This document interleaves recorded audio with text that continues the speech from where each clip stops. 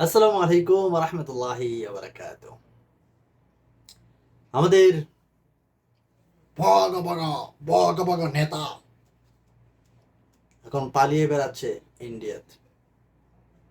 আরে রাজনীতি, আরে ক্ষমতা, পালা মানুষ হইলে তো ফালায় না গাহ।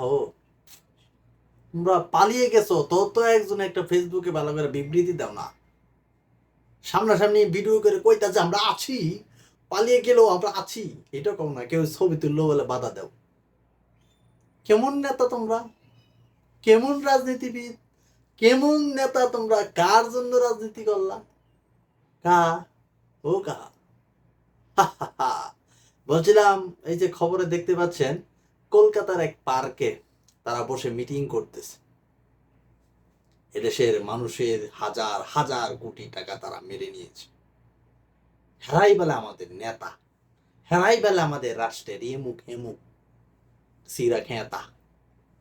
চোরেরা, চোর যারা চুরি করে এখন পলায়া বেড়ায়, চোর।